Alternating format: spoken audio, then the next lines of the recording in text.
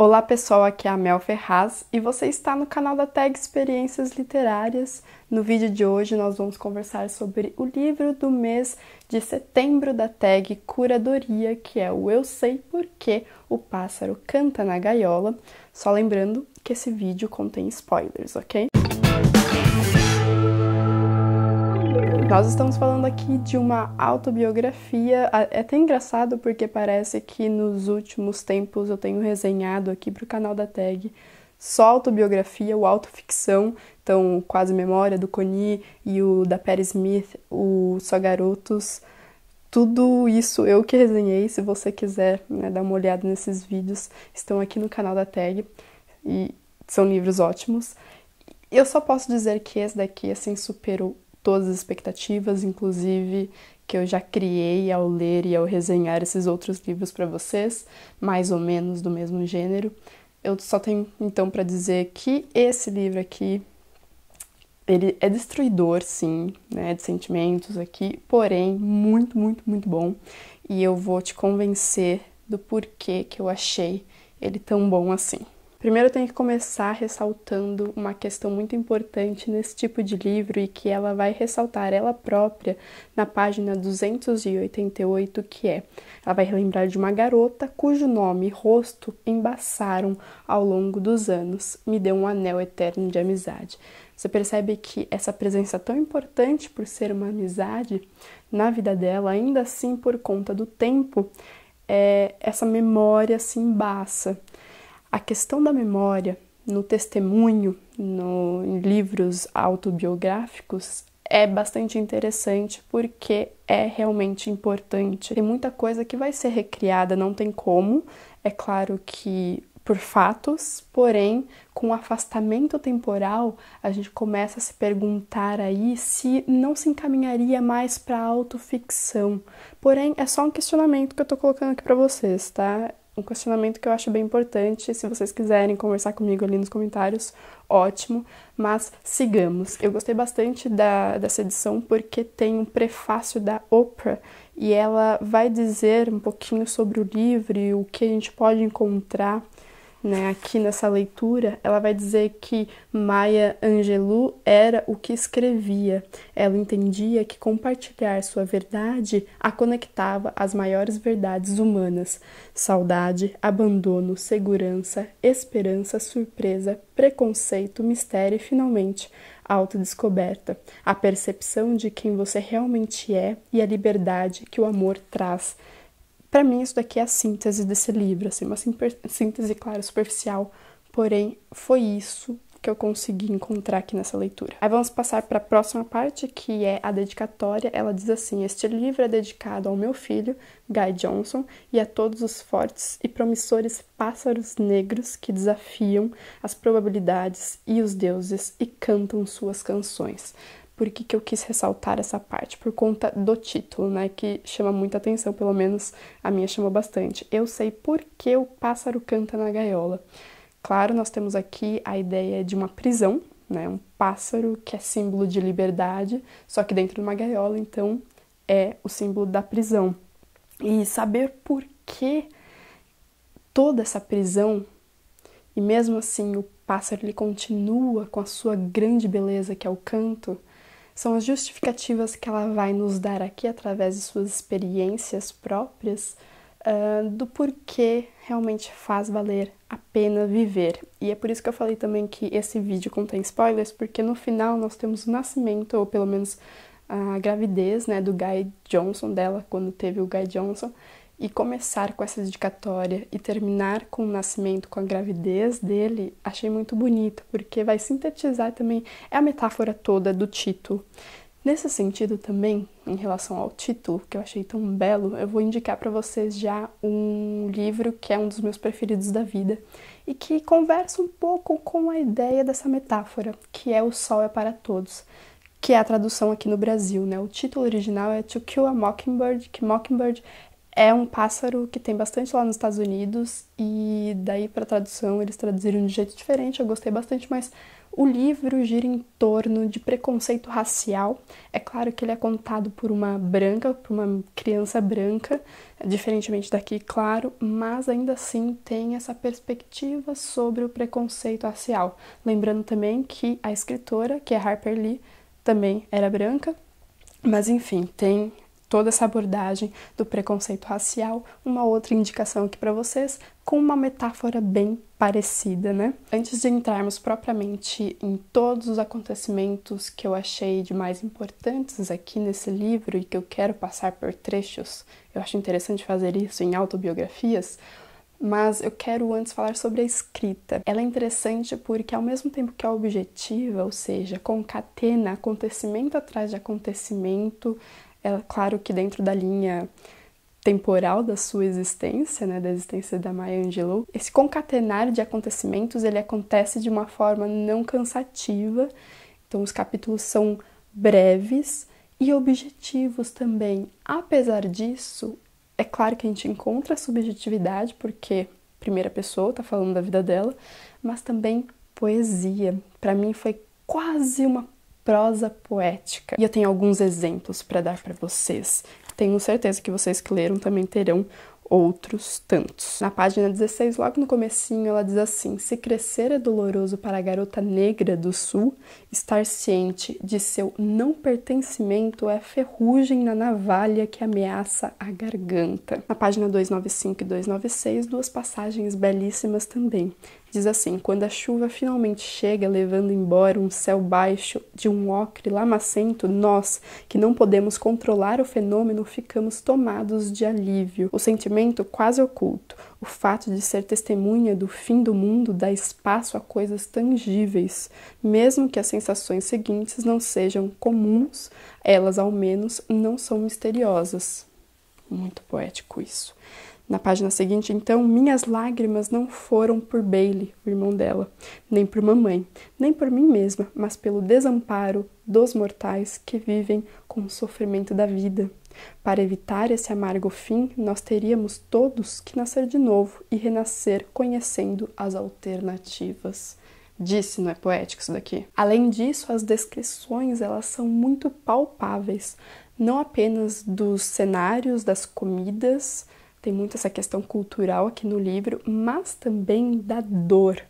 Muita dor acontece aqui, pela qual ela passa também, seja dor de dente ou até coisas mais traumáticas, e ela vai descrevê-las de uma forma tão assim, nua e crua, ali, sabe, na nossa cara. Ouch! Sobre os fatos da vida da Maya, e aqui eu vou passar por cada um deles, os mais importantes. Eu vi alguns comentários de vocês pela internet e eu quis trazer também aqui, então tô colocando tudo junto de um pacote com exemplos de passagens, ok? Então, nós temos duas crianças, a Maya, né, que é Marguerite, eu não sei se eu pronuncio em francês ou em inglês, Marguerite, enfim, ela, Maya, conhecida como Maya, e seu irmão, o Bailey. Eles têm, se não me engano, 3 e 4 anos quando aqui ela começa a contar a história de vida deles, e estão indo da Califórnia para o Arkansas, na casa da avó paterna deles, porque os pais se divorciaram. Nisso eu acho que tem uma tônica muito importante aqui de todo o livro, que é a questão familiar, e que mais pra frente ela vai comentar, e a gente pode retomar já aqui no início, que é: os presentes abriram, isso na página 71, os presentes abriram a porta para as perguntas que nenhum de nós queria fazer. Por que eles nos mandaram embora, os pais, né? O que nós fizemos de tão errado? Tão errado? Porque aos 3 e 4 anos colocaram etiquetas nos nossos braços para sermos enviados de trem sozinhos de Long Beach, Califórnia, para Stamps, Arkansas, só com um funcionário da ferrovia para cuidar de nós, que aliás desceu em Arizona. Então vejam, são essas duas crianças que percorrem, né, trechos muito longos até chegar em outros locais. E aqui nós estamos falando, ó, de também passagens históricas que a Maya vai colocar pra gente e vai explicar. Então, bem no comecinho fala que anos depois descobri que os Estados Unidos foram atravessados milhares de vezes por crianças negras assustadas, viajando sozinhas até seus novos e prósperos pais em cidades do norte, ou de volta até os avós em cidades do sul, quando o norte urbano faltou com suas promessas econômicas, que é o caso deles, na verdade, eles fazem esse, né, caminho inverso. Eles vão, então, para o Arkansas viver com a avó, Annie Henderson, e também com o tio Willie, que também é uma figura bem presente aqui na vida deles, por conta da educação, claro. Eles, os dois, né, a avó e o tio, mantinham um mercado ali nessa cidade Stamps.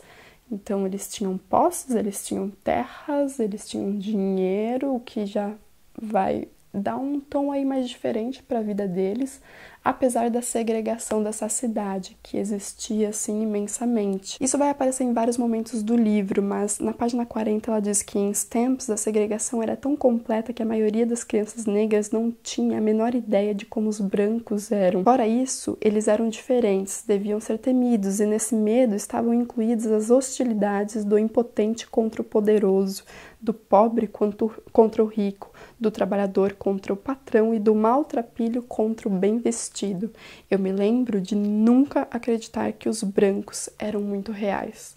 É bem impactante nessa visão, assim. Ela vai colocar pra gente esse momento histórico de diversas maneiras, em diversos momentos das suas memórias. Aquela região de Stamps era destinada à colheita de algodão, muitas vezes, então ela vai falar sobre os trabalhadores. Alguns dos trabalhadores, isso na página 21, deixavam seus sacos no mercado ali, né, de propriedades da família, para pegá-los na manhã seguinte, mas alguns precisavam levá-los para casa para concertos. Eu me arrepiava ao imaginá-los costurando o material grosseiro embaixo de um lampião a óleo com dedos endurecidos pelo dia de trabalho. Em poucas horas, eles teriam que voltar para o mercado da irmã Henderson, pegar mantimentos e subir novamente nos caminhões. Em seguida, enfrentariam outro dia tentando ganhar o suficiente para o ano todo, sabendo que terminariam a temporada da mesma forma que tinham começado, sem dinheiro e sem o crédito necessário para sustentar uma família por 3 meses. Na época da colheita de algodão, os fins de tarde revelavam a dureza da vida negra sulista, que no começo da manhã tinha sido suavizada pela natureza, pelas bênçãos do entorpecimento, do esquecimento e da luz fraca dos lampiões. De novo, a questão da poesia. E aqui eu tenho que parar um pouco para comentar sobre a figura tanto do tio Willie quanto do irmão Bailey. O irmão é aquela pessoa bonita, aquele exemplo para ela. Não só porque ele era mais velho, mas porque ela o considerava muito bonito, muito belo, muito diferente dela, na verdade. Porque, segundo ela não é uma menina, nunca foi uma pessoa bonita.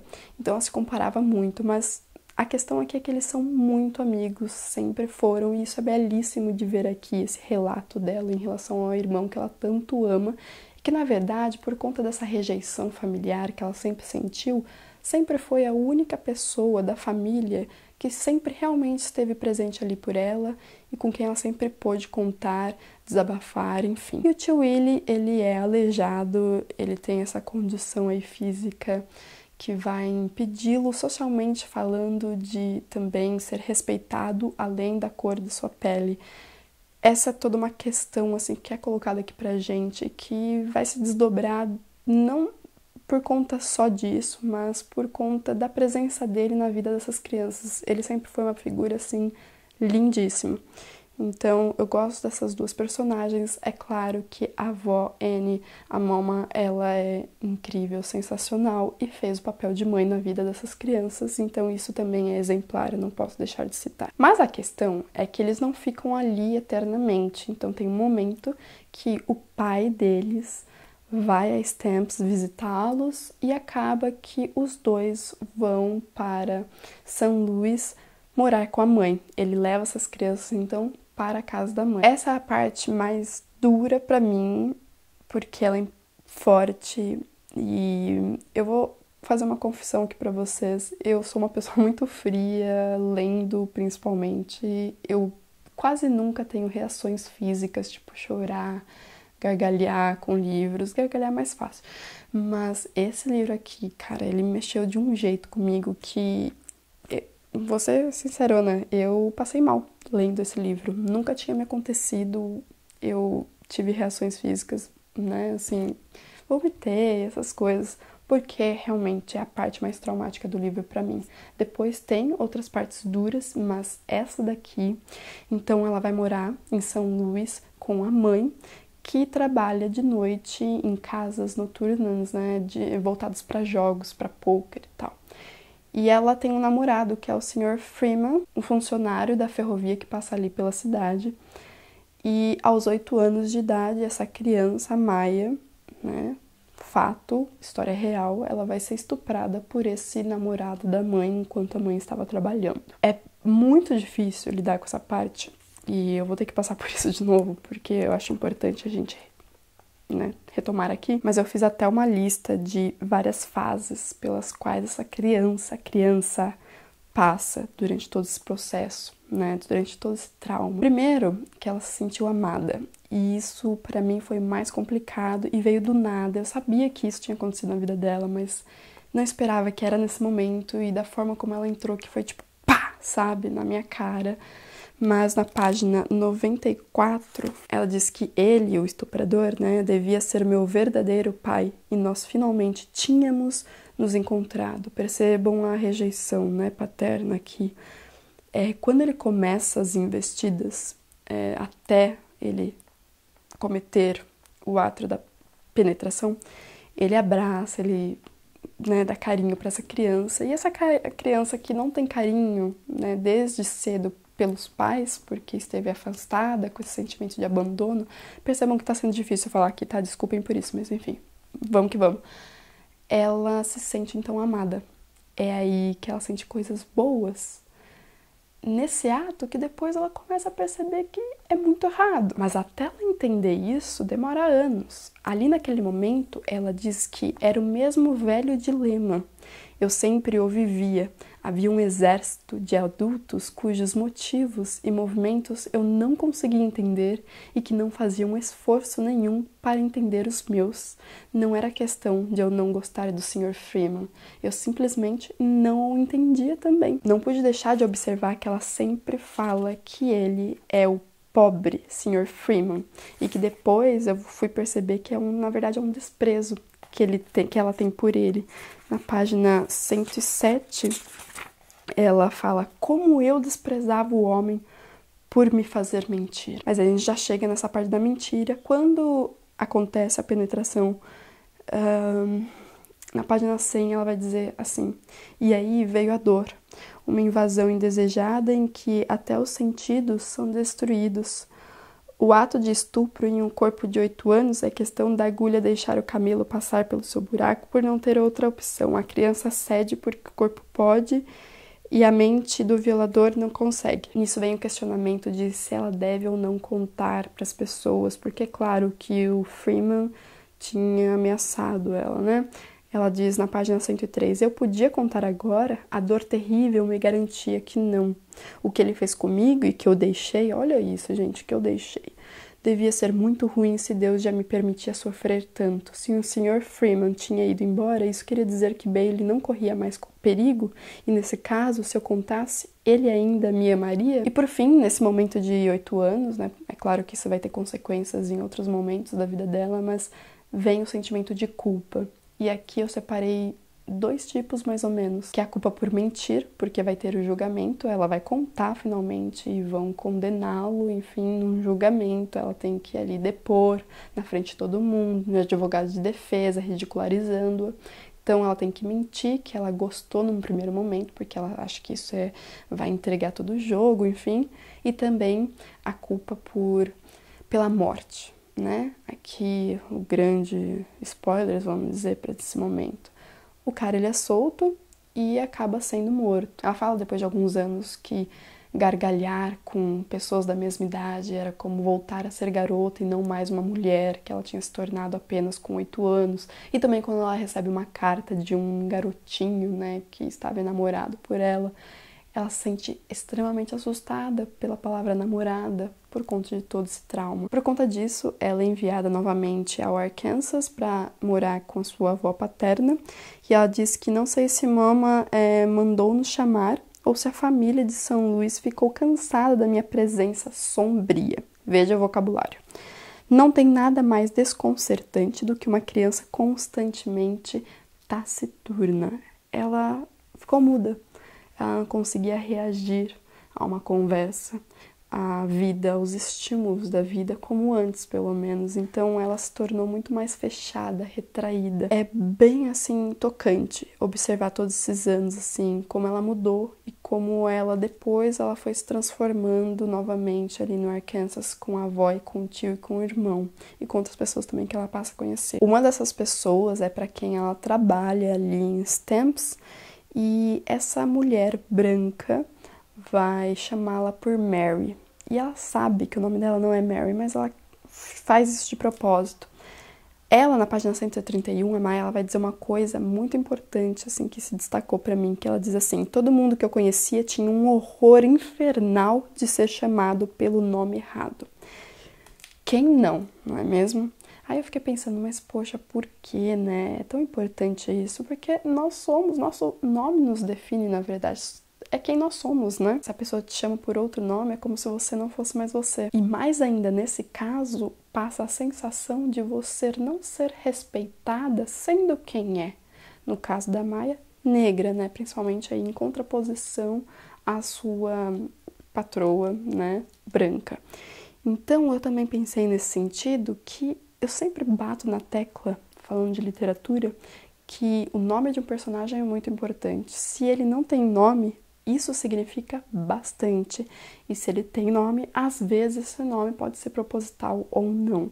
Aqui é uma bela discussão sobre se dar nome a alguém ou não, como chamá-la. Eu, por exemplo, eu adoro apelidos, né? Então me chamem por Mel, não por Mallory. Eu peço isso porque eu sou a pessoa dos apelidos. Mas enfim, isso daí foi um adendo, super adendo mesmo nesse vídeo. A partir de agora vocês vão ler literatura e vão pensar nisso, vão lembrar de mim, observando esses nomes de personagens, que sim, são bem importantes. Ok, chegamos numa parte muito importante pra mim nesse livro, talvez o ponto alto dele, que é o questionamento, a abordagem do preconceito racial. A Maya, ela se forma na escola e tem a presença no início de toda a cerimônia de um cara branco, que eu não sei se eu entendi direito, me corrijam se eu estiver errado, mas me pareceu um político. Ele está ali para dizer que não, os brancos se importam com a presença dos negros, com a escola aqui que é voltada para os negros, tá? Tem alunos apenas negros, e que por isso eles vão fazer de tudo para colocar as melhorias ali também naquela escola.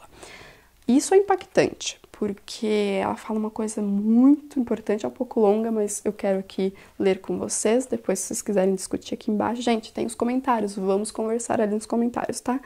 Que diz assim, página 204, depois dessa presença na formatura, que deixou todos ali os alunos meio cabisbaixos, ela fala: nós éramos empregadas e fazendeiros, quebra-galhos e lavadeiras, e qualquer coisa maior que aspirássemos ser era uma farsa e presunção. Desejei que Gabriel Prosser e Nat Turner, dois negros que na época lideraram revoltas, tivessem matado todos os brancos nas camas e que Abraham Lincoln tivesse sido assassinado antes de assinar a Proclamação de Emancipação, e que Harriet Tubman, uma abolicionista humanitária da história da Guerra Civil dos Estados Unidos, tivesse morrido pelo golpe na cabeça e que Cristóvão Colombo tivesse afogado no Santa Maria.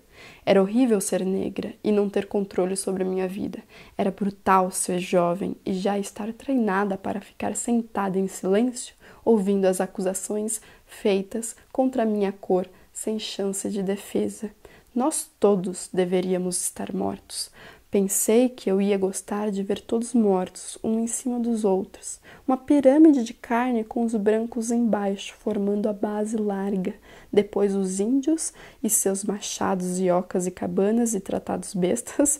Os negros com seus esfregões e receitas e sacos de algodão e religiosidade saindo pela boca.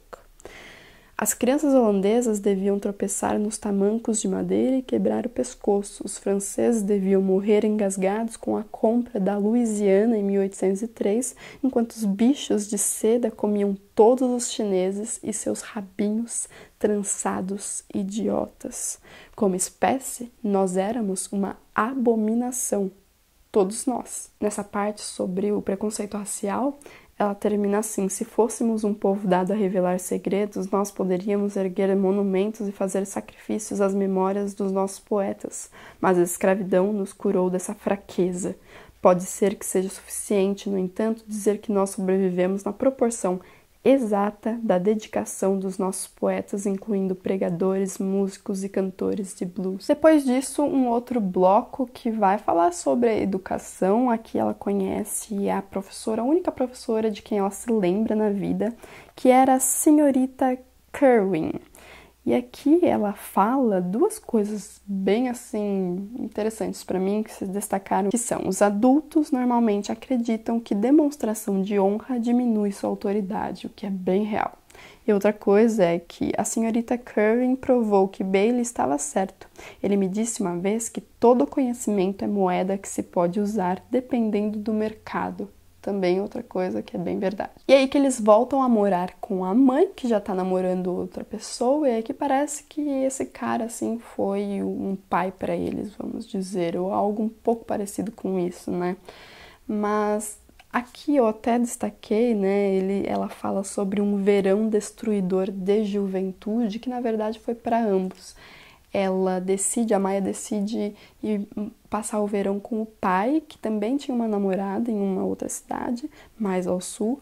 E essa namorada era totalmente louca, assim, totalmente ciumenta e não gostava da Maia. Então ela teve bastante dificuldade de se relacionar com o pai também, justamente com essa madrasta. E aí, por conta de desentendimentos, o pai leva essa criança, sua filha, veja bem, para passar um tempo até ele tentar entender como que vai lidar, fazer para conciliar as duas ali, a namorada e a filha. E ele leva sua filha, então, para ficar um tempo com os amigos num trailer. E ela fala: imagina que eu vou ficar aqui, né? E vai morar durante um mês com garotos de rua, num ferro velho. E aí que ela aprende muita coisa, né? Porque ela tem que se virar. E ela aprende também a se enxergar, a se dar valor. Até então ela se apoiava muito na família, muitíssimo, e por conta de toda a rejeição, isso só fazia mal para ela. Quando ela se viu, né, na necessidade de se apartar um pouco de figuras familiares, é aí que ela se emancipou. Realmente, nós vemos aqui esse verão tão conturbado e tão intenso, no qual ela se transforma muito, inclusive por estar pela primeira vez afastada de seu irmão. E quando os dois voltam a se reencontrar, os dois estão diferentes, porque ele também passa por poucas e boas. É bem assim instigante para mim, foi instigante. Aí eu quis ler cada vez mais, assim, para descobrir o que ia acontecer ali naquele final, porque o relacionamento dos dois muda bastante. Isso me deu uma dor no coração, porque é coisa real, né? Acontece na vida. Eles se afastam um pouco, não de todo, mas um pouco sim, até porque o Bailey ele vai sair de casa por alguns motivos relacionados à mãe, né? Nós lemos, não sabemos, que essa parte para mim foi bem complicada também. Mas no final temos a questão da gravidez dela com um cara que foi qualquer um, né? E que ela quis provar para si mesma que poderia ficar com alguém sexualmente falando, né? Principalmente depois de todo o trauma dela. E ela ter o Guy, né? Pra mim foi assim, naquele momento eu não estava esperando por isso, eu não sabia disso. E mexeu muito comigo, eu fiquei pensando em todo o trauma na vida dela, enfim, não sei, aconteceu isso também com vocês? Vocês se sentiram assim, se questionando bastante a respeito de autodescobertas? É por isso que eu acho que o prefácio da Oprah conversa muito com o livro, é muito bom para resumir em algumas poucas palavras esse livro, porque realmente é um caminho de descobertas. E aí que o livro assim termina com essa gravidez, não fala nada do menino, só fala da gravidez. E me deixou com muita vontade de continuar lendo as coisas dela, porque ela tem outras autobiografias, né? Livros de memórias aí, então com certeza já vou adicionar na minha lista de livros para ler. Tenho que ressaltar uma outra coisa aqui bem interessante que eu gostei de ver aqui, que foram as referências literárias. Então ela fala de Shakespeare, que foi uma grande referência em sua vida mesmo. Ela em determinado momento fala que está lendo Jane Eyre. E aqui uma outra coisa que é o Poe, Edgar Allan Poe. ela vai citar um poema, gente, é o poema da minha vida, vocês não têm noção, a minha alegria de ver aqui ela citando, que é o poema Annabel Lee. Lindíssimo, se você não conhece, vá atrás, sério, porque é lindo demais, muito bela, não tem muito mais o que falar além disso. Bom, pra terminar então esse vídeo, eu tenho que dizer que esse livro, claro, né, sou branca, mesmo sendo mulher, eu sou branca, mas ele veio como um exercício de empatia que foi espetacular. Eu acho que devemos ler esse livro. Que grata surpresa, que presente que foi, sabe? Eu acho que foi um momento para ele e eu enxerguei muitas coisas aqui. Ele me passou muitos ensinamentos. Não sei se com você também foi assim, me diga aqui nos comentários. Bom, vou ficando por aqui então, eu espero que vocês tenham gostado desse vídeo. Ficou longo, eu acho que foi o maior que eu fiz aqui pro canal, mas precisava, né? Precisava mesmo. Eu queria conversar sobre esse livro mais detidamente com vocês. Então, vou ficar esperando o seu comentário aqui embaixo, que eu tô ansiosa para saber o que vocês acharam do vídeo e do livro. Se inscreva no canal se ainda não for inscrito para receber sempre o conteúdo da tag em primeira mão. E a gente se vê no próximo vídeo. Então, um grande beijo e até lá. Tchau, tchau!